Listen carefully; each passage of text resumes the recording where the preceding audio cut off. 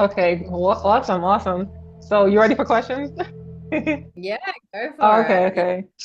All right. So the first question is what was your, I mean, did you grow up with a certain religious or spiritual practice? My religious background was quite diverse because my mum is Hindu and my dad is Muslim. And they actually put us in a Christian or Catholic school when we were growing up. And then at the age of 19, I decided to explore the Baha'i faith and I went on a Baha'i pilgrimage to Haifa in Israel, and had some really profound experiences there as well. I think with all of that diversity, I've come to a place now where I feel like there's a spiritual aspect that is similar in all of them. I mean, of course, each religion has their rituals and their customs, but having had that diversity growing up, I feel like now I can see the similarities of threads that run between the various different religions out there. Yes. That's something a lot of people who have had an STE, OBE, or NDE say that they realize that all the religions have their purpose and they're for different people, but they all come to the same place. Um, I want to stay here for a short moment only because like I also grew up to some extent, Muslim before, but also in a family full of different religions. And my next question was, because you said that you kind of got into Charmed and all the kind of stuff. I watched it for a little bit as well. The line between maybe witchcraft and spirituality, because like right now, a lot of people are awakening more than maybe at other times in the most recent history. And there is a lot of people trying to understand or getting confused. I even have people who comment and saying, like, I'm just so confused about all of this. And it seems to be a space where people who are or were, practicing witchcraft are in. Like they've already been in this. They understand how energy works and stuff like that. But there are people who will not go into spirituality or will ignore an awakening because they feel like, okay, this is witchcraft, this is deviltry, demonology. I'm not touching this. So do you think that there is a difference between, or can you speak to if there is a difference between maybe witchcraft and then being a spiritual person? I think there can be similarities between witchcraft and spirituality, but there's also some very distinct differences. And one thing to understand is that no religion or spiritual practice actually discriminates good, bad, right, or wrong. We do that. That's the human moral compass that does that.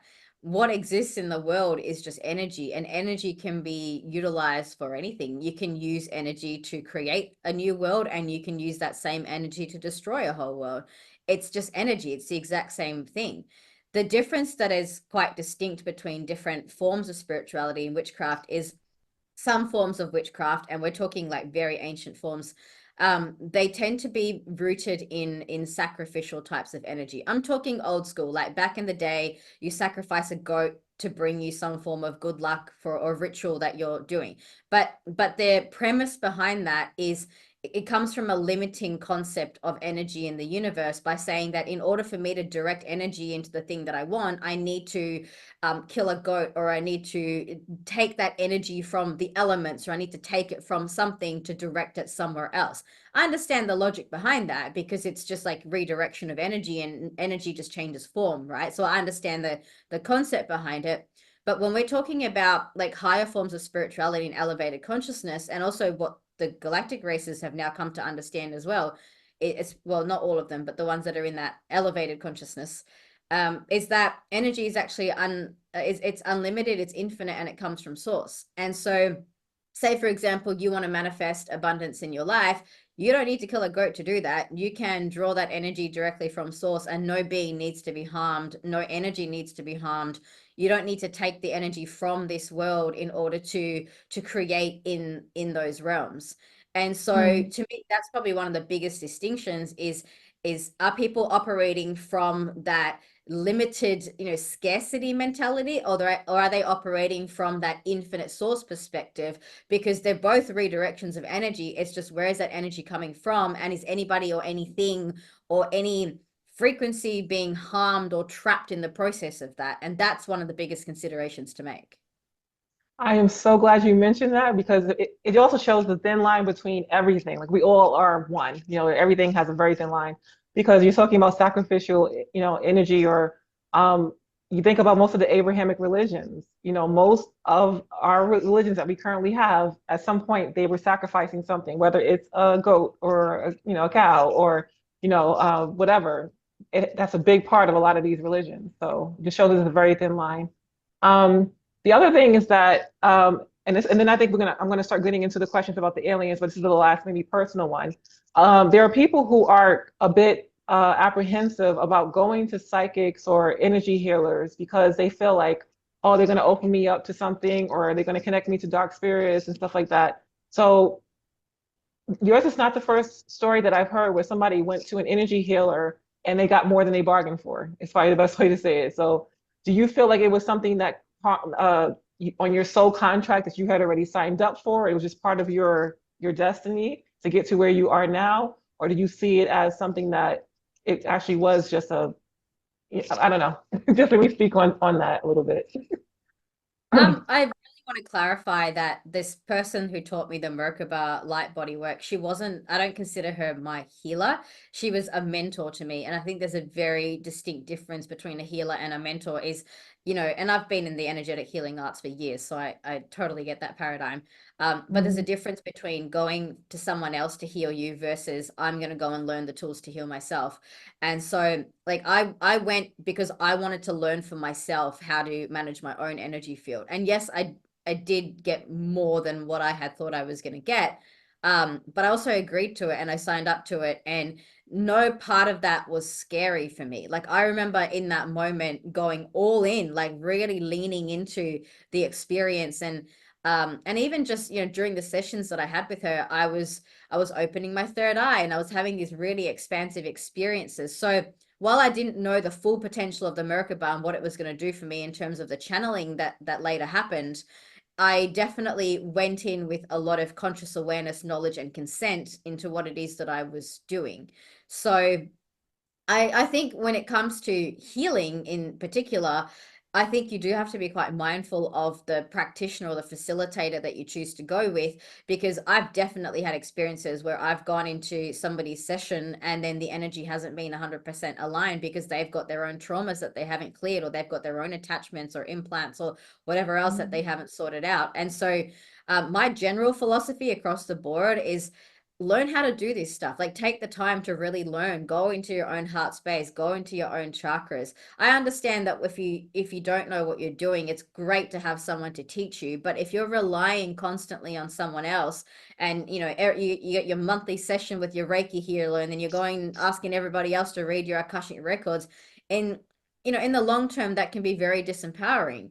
It's really about coming back to the abilities and capacities that we all have. If I can stand, if I can breathe, if I can walk, if I can eat, I can sit down and I can connect with the depth of my soul. No one else can walk that journey for you. There are people that can help you. There are people that will assist. There are plenty of mentors and guides out there who can teach you. I'm all for that because we're not supposed to do this alone. But at the end of the day, the only person that walks your spiritual journey is you. So eventually you have to graduate beyond the healing, and you have to graduate beyond getting readings, and you have to graduate beyond having other people do those things for you and on you, to the point where you tap in and you go, right, now I'm going to access the sovereignty and the capacity that is already inbuilt within me. And then it's just a case of learning the right tools and processes that allow you to do that. Yes, I'm glad you said that. And now the next is like a three-question duo, so I'm going to try to break it up so I don't overwhelm you with it. But I want to get into your first channeling session. So, you're laying in bed and you said you start channeling. What does that actually look like? Are you speaking out, or are they taking over your body? Like what? Because I remember in another interview you mentioned that you don't channel the way that other people channel. So if you can just maybe speak to how that actually looked and played out, and what's different about your channeling process. Yeah, well, my channeling process has evolved over the years. And when I first started, my channeling experience was probably much like others, which was that it was a trance channeling experience. And what happened then was it was like my consciousness was off to the side, and this other energy, it came into my body and it was speaking through me and as me. And that, for a lot of people, that's the starting point. You know, when people first channel, they have to get themselves or their minds out of the way, because otherwise their logical mind gets too caught up in what's going on, and there's too many fears and doubts and questions, and you can always sort of block the experience. So the easiest way to do that is you just step to the side and just surrender and let the process happen. That's one way of doing it. That's where I started. But what I learned after going into my inner heart is I realized that that's not actually the preferred method of channeling by beings who are of a high vibration. And they spent a long time explaining to me that this body that I have, like this physical body, is my sovereign temple. And I shouldn't be allowing these other energies to come into that. It's almost like a last resort. Like if there's no other way, if you're simply not listening or you're not able to communicate, then they'll do it in that way. But their preference is for us to be able to hold the vibration and to be completely in a lucid state of mind at the time that we're having these communications. So then instead of going into a trance channel, you're still channeling, for lack of a better word, but it's more like a communication. So when I communicate with the Arcturians or the Galactic Federation, or any angelic beings, whatever, it's more like I'm in my heart space and I'm having a conversation, just like you and I are having a conversation, but they're not in me. They're not in my energy field. And I don't need to go into this checked out kind of trance for that to happen. Now, Mm. in saying that, it takes a higher level of skill to be able to do it in this capacity, because you need to have a clearer energy field, and you need to be able to essentially multitask with the mind, because you need to be able to know what's your thought and what's their thought coming in. You have to be able to distinguish the frequencies. But then it's just like having a conversation. So I go into my heart space. I don't even need to be meditating. I can do it right now. Like I can just tap in, I can connect with these beings. I can have a conversation at the same time as talking to you, because I've trained my mind to be able to multitask in that capacity. Mm. So that's the evolution of channeling. But if I had tried to do that, almost 10 years ago, which is when all of this started for me, it would have been impossible, because I simply didn't have the mental capacity or the energetic capacity to be able to hold that. So back then, it was very much a case of, all right, Isha, get out the way and let this happen. Now it's like I'm very much in that flow. I'm very present to the experience. Back when I first started, I wouldn't even remember what I'd said. Like I would have to record my own channeling so that I could make sense of what was going on, because my brain couldn't keep up with it. Mm. Now it's very much happening in the present moment. My mind is able to be in the conversation at the same time, because my frequency is at that higher level, and I'm able to maintain and sustain that conversation without having to completely get out of the way, or surrender into that type of experience. So yeah, it's very different, and it's definitely evolved over the years with practice and just different skills that I've developed over time. Okay, great. But my question though is for the first time, like, all right, from what I know, and I don't know a lot about this, I just believe that they have to be given. It's kind of like you have to give them permission to enter, right? The first time, did you give them permission, or was it kind of like on a soul basis, you had already given them, like maybe pre-birth gave them permission? Like, how did they get in the first time? Well, I definitely gave them permission, because I basically said, look, I want to be in service to the universe, and whoever wants to help me, please make contact with me. Like, tell me how, show me Oh, how. okay. Okay. So that kind of set up the frame. I didn't specifically say, oh, the Arcturian Council of Light can come into my body. What I said was, show me the pathway to live my highest truth and live my highest life, and how can I be in the most service. That's when the channeling experience happened. And within, Ah. like, I was laying there in bed and I was just putting out this declaration to the universe, and bam, like there it was. So it was quite, yeah, it was quite an experience to have that almost immediate kind of response to what I just put out there. Mm. But yeah, so I did ask for it. And I have to say though, not everyone has that experience of it, because the thing is, sometimes our minds are so embedded in the programming and so embedded in this third dimensional reality, that even if we did agree to it at a soul level, when we come to earth, we don't give permission for it, even though we did at some point. And then, I mean, they'll always try and do it in the best way possible. But if you're really not listening and not listening and not listening, then yeah, you might just have an experience that freaks you out. Or like some people have near-death experiences, or other things happen. I mean, everyone's got their unique journey, but there are pathways through which that awakening can happen, even if you haven't chosen it like consciously in this lifetime, but you have chosen it because your soul has agreed for it. And at some point you said, look, if I go under the veil and I completely forget and I'm completely lost, I give you permission to do this. And so Mhm. that's sometimes a scenario that plays out. Yes, I've heard that before. And then the other big question that comes up for people who are not like completely gung-ho with channeling is, how do you decipher between the tricksters? Because there seems to be a lot of those, quite a bit. So the trickster or negative entities or beings, and the ones who are actually legitimate. There's a really simple discernment practice that I use anytime I go into my multidimensional space. And that's recognizing that any being that's of a love vibration is going to respond to a love vibration. It's actually really straightforward. It's simple law of attraction. I go into my inner heart space, and if a being makes contact with me and I don't know who the being is, first thing I do is I do my discernment practice. I breathe into my heart, I radiate that love out, and I just say, if you are of this loving vibration, please step forward and make yourself known. Transparency is a really big part of this as well. If a being ever doesn't give you their name, doesn't tell you who they are, and I'm not talking about situations where they're saying it and you're not receiving it, because that happens too. Like sometimes they'll be telling it to you and you just can't receive or translate that, which is a different scenario. But if you do ask them and they don't lean into that energy, or if there's any part of you that's feeling like this is not right, trust that. Like really trust that. Mm. But yeah, one of the things that I do is I send that love from my heart to that being. And if they're of that loving vibration, they lean in and they come in. And usually they will either connect heart to heart by placing their hand on my heart, or sometimes they'll connect third eye to third eye.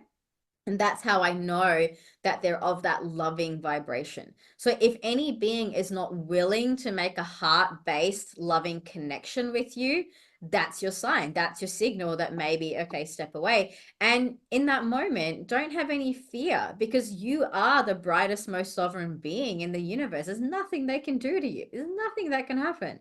If you turn around and you just stand in your light and you say, this is my sovereign field and you can't get in, that's it. They have to go. There's nothing that can get in the way of that.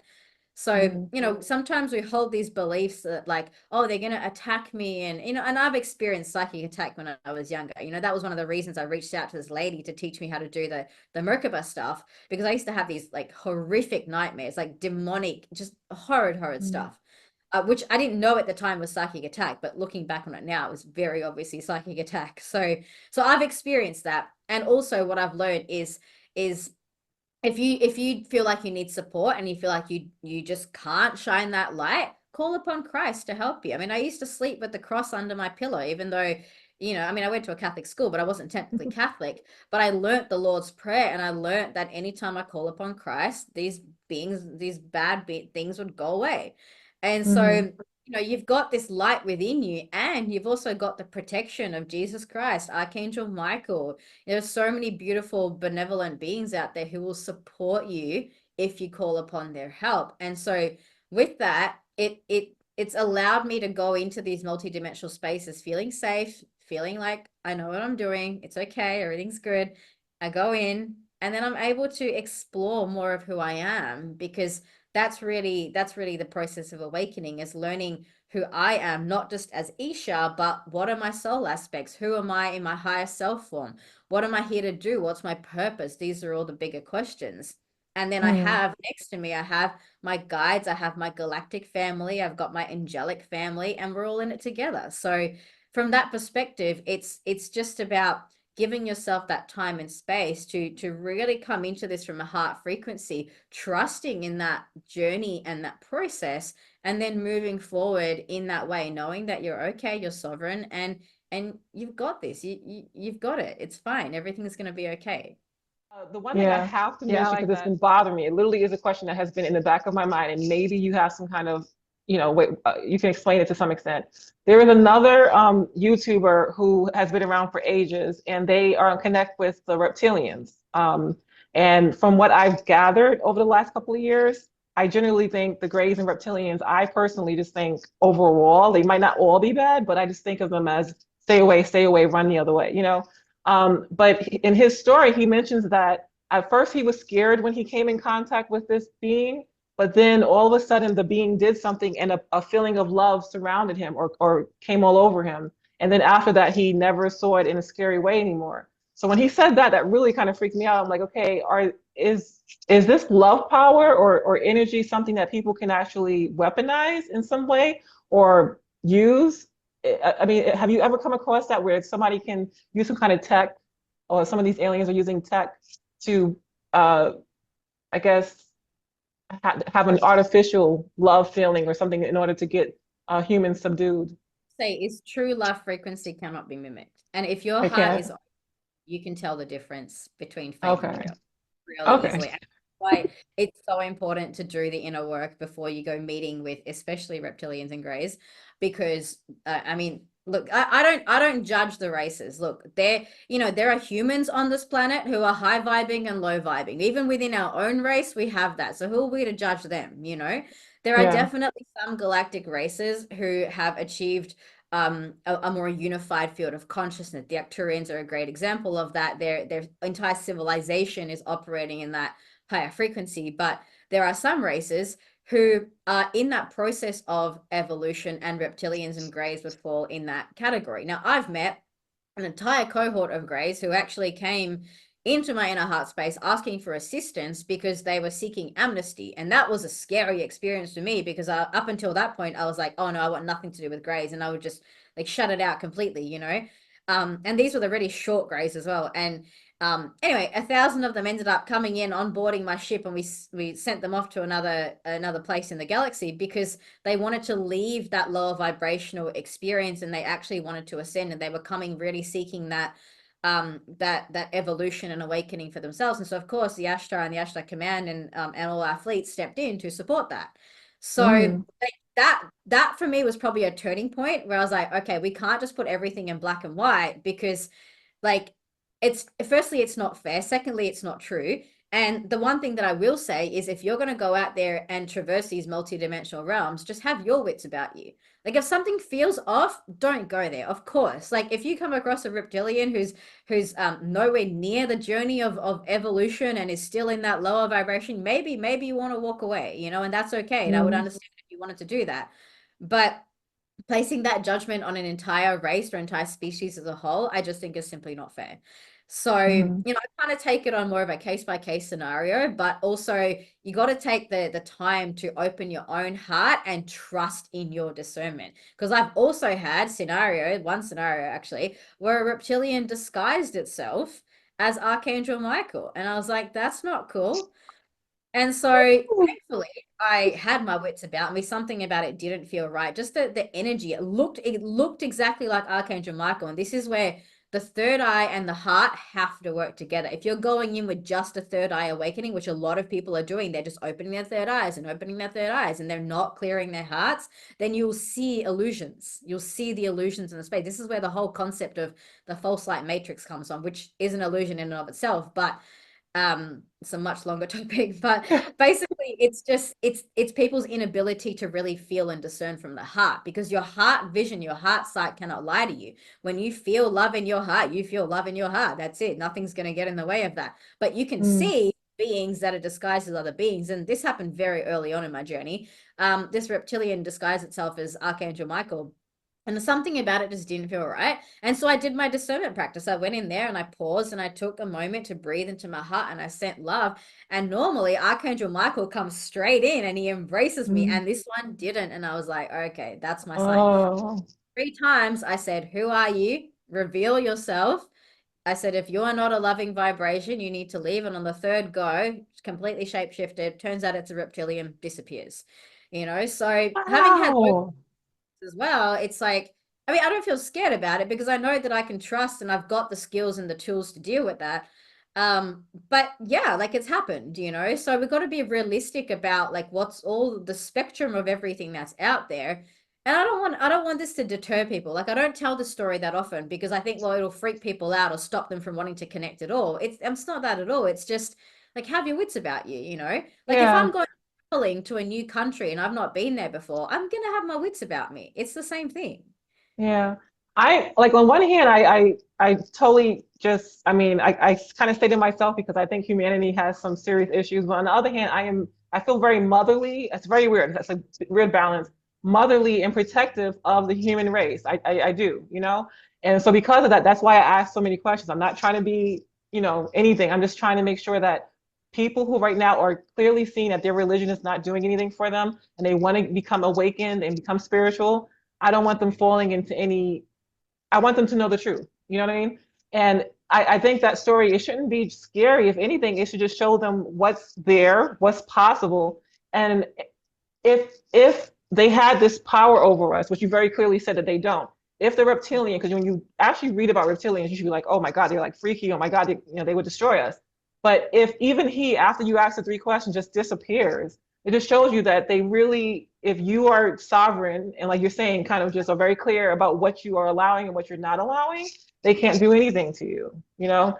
So I think it's an important story to share. Yeah, I mean that was probably one of my biggest learnings was that sovereignty piece of and you know we can even go into it from the perspective of like I mean gosh like in 2020 you know with everything that was happening with COVID and people like the government's doing this and vaccines are this and vaccines are that and just everyone was blaming everyone and I was like well you know what like I'm sovereign, no one's going to take that away from me. I don't care if there's a pandemic or not. Like I'm still sovereign, you know. Hmm. And I mean I've had many conversations about this on other podcasts and stuff, but it's that idea of like where is your freedom rooted? What is that point? Is your freedom rooted in your ability to make choices? Is your freedom rooted in you know like just it's this concept of like how easily can your freedom be taken away from you? Because the truth of that is it can't, it can never be taken away from you. But anything that you think that it can, or any situation where you go, oh, that took my freedom, or that took my freedom, or the government took my freedom, or vaccines took my freedom, or whatever thing, you know, Trump took my freedom, or whatever, you know, like I just looked at the election results this morning, but like Oh. whatever people are thinking about that, I just really invite people to step into that sovereignty piece in themselves because Trump never had my freedom in the first place and therefore can't take it. A vaccine never had my freedom in the first place and therefore can't take it. The government never had my freedom in the first place and therefore can't take it. So who has my Mhm. freedom? I have my freedom. And you know what I'm free to do in every moment? I'm a conscious creator. I'm friggin' connected to source, divine spark, and I am that divine spark. That is me. You honestly Mhm. think the government can take that away from me? I don't think so. And I love that it. sovereignty piece. And when you get that and you anchor when you anchor your freedom into the true source and nothing else, none of those things matter anymore. None of it. I'm so glad you mentioned that because I have so many questions and I'm not going to have the time to do it. But I wanted to talk about the election because just, I mean, you're not here, right? So I'm just going to express to you how a lot of people of color are feeling. Because obviously, I have people who I love who are people of color. I'm looking at comments on videos. It is like terrifying. Like, I went to sleep last night. I didn't even look once I started to see that, you know, he was winning. And then I just kept praying. I was trying to move into another timeline because I feel like I've done that a few times. I was like, please don't let me be in a timeline where he won. And then lo and behold, I finally, but you know, mid-morning, finally took a look at it, and I was just like, oh my God, you know. And I want you to talk to this because I feel like because you have clearly, you know more than most because you didn't let fear overtake you and you did the inner work and you know really did a lot of the inner research, you know, as opposed to like looking out like you said books and mentors and stuff like that. You kind of went through the trial and error and you have a lot of information because of it, plus you have your galactic friends who obviously give you information. So I feel like you could speak to this for some people, for people of color who feel like right now we are going to be run very soon, run by racists and xenophobes and sexists and you know people who really just want to either harm us, enslave us, or kick us out. You know, I'm thinking that's the general feeling right now. What can you say to them about fear, about creating their own reality, about manifestation, about sovereignty, about freedom? How can they not walk into something that is a dystopian nightmare. I'll let my star team take this one over. So let's see what they have to say.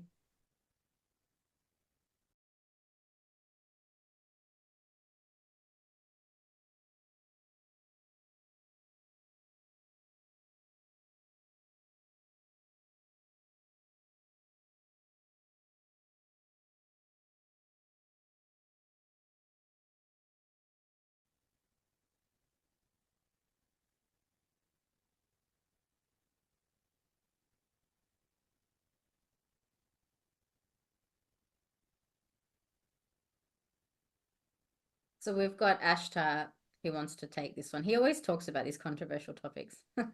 He's told me a lot about vaccines and stuff as well. So the message is this: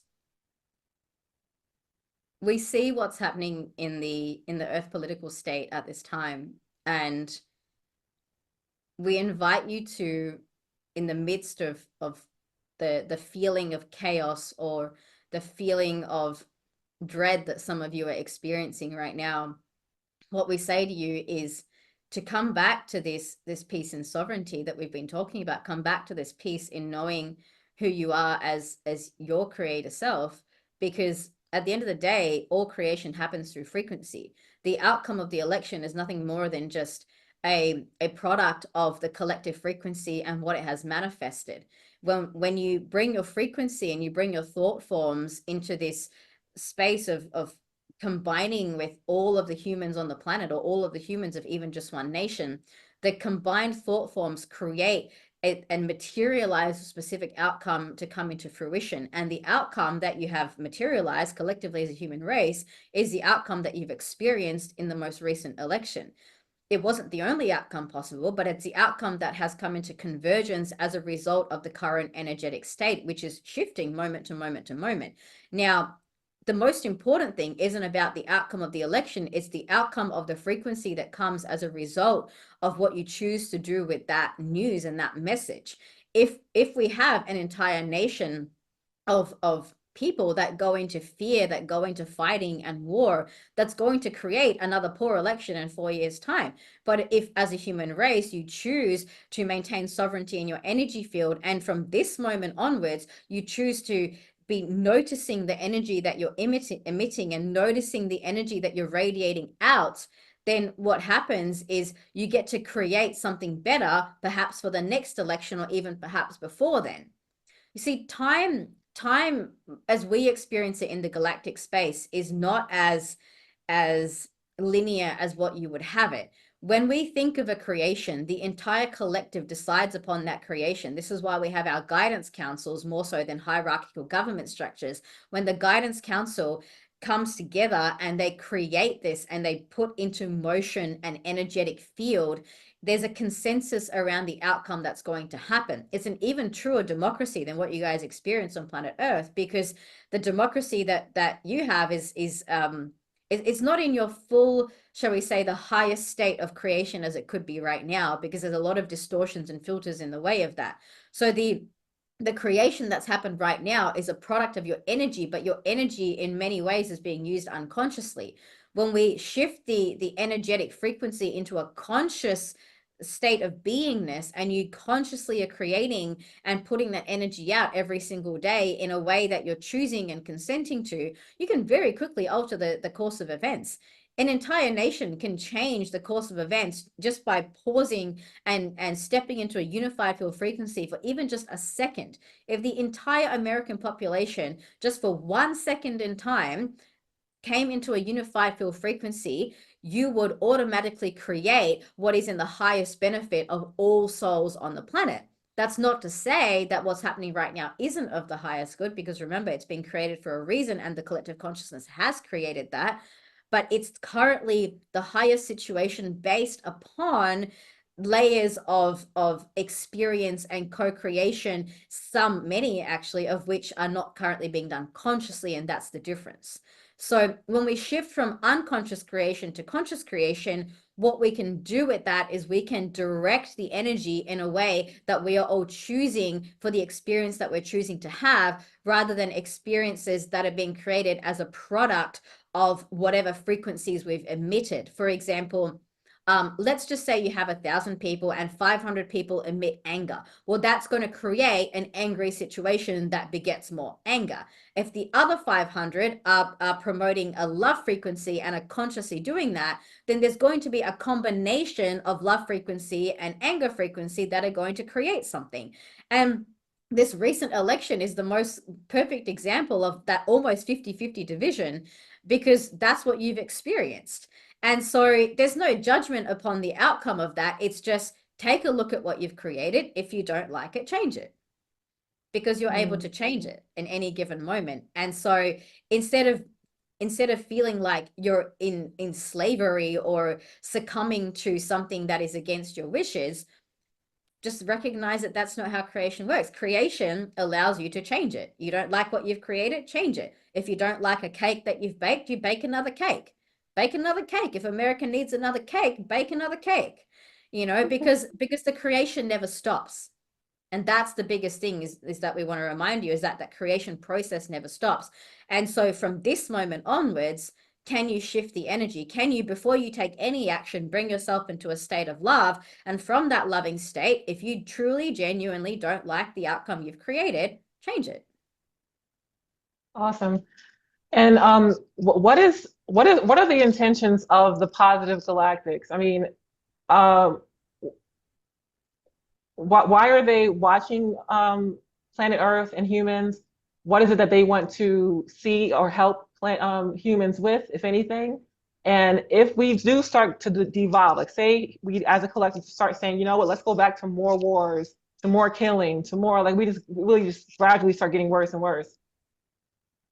Is there, would the galactics intervene or connect with us at that level, at that lower level, or are they waiting for us to hit a certain criteria before they will become more apparent or make themselves known to us as a whole? I mean, One thing they've always said to me is their highest wish is to connect with us at that highest level of peaceful frequency. And there is a number of reasons for that, but one of them would be that it's to do with the vibrational ripple effect or the impact of what would happen if there was maybe if humanity wasn't ready for it. Because the last thing that they want is for the human race to go into this like fear-based kind of state where they're suddenly trying to shoot down the ETs or whatever. It's just like that's obviously not conducive to anyone.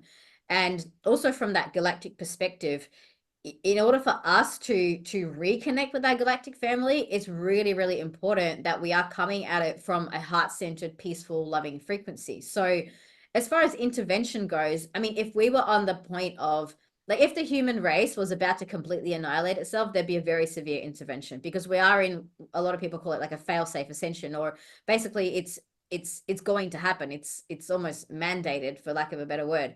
But it's happening. That's it. We're on one track. We're ascending. Gaia's ascending. She's asked for it. It's happening. It's been a little clunky along the way, and people aren't necessarily aware all the time of what's going on, but the process is still unfolding.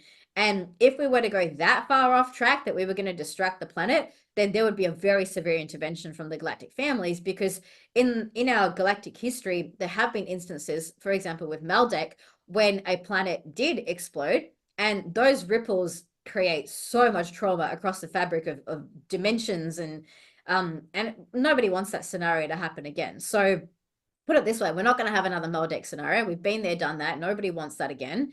And so it's time for us to get our act together and to start healing our earth and to come back into that peaceful, loving frequency and reconnect.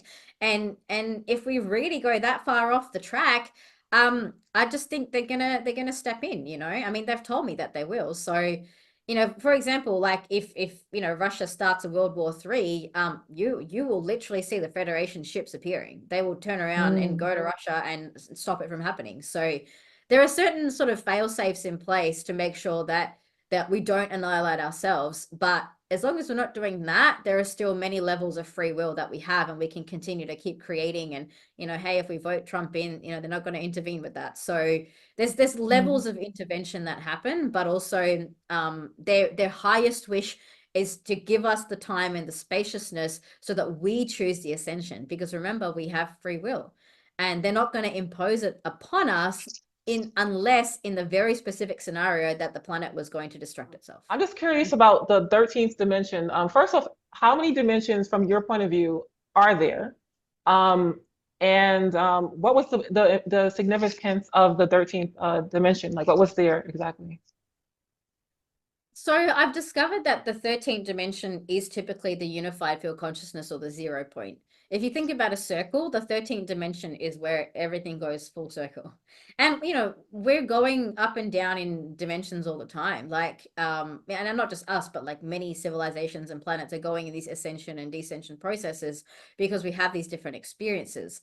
But basically it's like we're in the 3rd dimension right now, and the 5D is what we would call a unified field consciousness. So anything that's in 5th dimension and higher is going to be a civilization that has that more unified field of consciousness about it. In the higher dimensions, like the 11th dimension or the 12th dimension, you've got more like angelic beings, ascended masters, those sorts of things. But then you've also got some planets that are experiencing like in the lower frequencies as well. So as far as the dimensions go, there are different frameworks that different people use. The one that I've been shown is the 13th dimensional framework. And inside each of the 12 dimensions, you've got 12 subdimensions. And it's basically like, we see these 13 fractals playing out all the time. You've got the 12 disciples in Jesus, it's 12 plus 1. So you've got 12 dimensions plus 1. Like, we see this playing out in so many different myths and stories and historical anecdotes as well, because it's a representation of the 12th dimensional plus 1 framework. And so the 13th dimension is the only one that doesn't have any subdimensions because it's the oneness, but the 12 dimensions each have 12 subdimensions, which is where you get the very significant number of 144, which again, we see in a lot of spiritual texts as well. So it's really just a mathematical representation. Now, some people will say things like there's 300 dimensions or whatever, but I think a lot of the time what they're picking up on is more like different realms, and there are many realms, and that's a much bigger topic that we wouldn't have time to go into today. But as far as dimensional frequencies go, I'm pretty sure even right now in string theory they've hypothesized at least 13. So we're getting somewhere where I feel like the spiritual and the scientific is like merging together, which is kind of cool. Awesome. Okay, so I'm just trying to like wrap my brain around what it look well. First off, have you physically been on other planets and physically been on spaceships? And I'm trying to get a lot of questions into one. No, I do want to iterate that it's not physical. It's not? Yeah, so basically it's like so when I'm in my Merkaba light body, it's like a consciousness travel. It feels almost physical sometimes, because you can have all of your senses engaged in that space, but this body hasn't left the planet. Oh, okay. But I had an experience with what I think were tall white grays. But I know for sure they weren't physically in my room, but I believe that they might have been in another dimension. Like maybe I was in the astral and they scared the heck out of me. So I is either me or some kind of powerful force like pushed them away, like just they were gone. But that was my first like really like out of nowhere alien experience. And I can't really explain what it was or what, I just know it wasn't a dream. It was not a dream at all. It felt very real. But I also had a very weird situation during the last Lionsgate portal. So I want to talk to you about that to see if you know anything about that. Because out of nowhere, I literally was just going to go to sleep. I wasn't doing anything spiritual, wasn't thinking anything, but I'm tired. I want to lay down. And then right in my mind's eye, I saw a lion humanoid being just staring at me. And that wasn't the first time I've seen an alien in my third eye. Like the other two were gray and reptilian, so that scared the heck out of me. But this was the first time I was just like, it made no sense to me. So I'm just curious, is the Lionsgate portal connected to Lyran or those type races?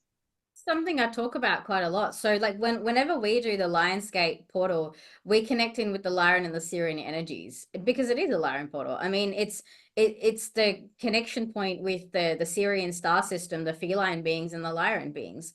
So typically around the Lion's Gate every year, I see lion beings all the times in my meditations and my dreams. I see them everywhere. Like even the symbology, I'll be walking down the street and I'll see a picture of a lion somewhere, you know.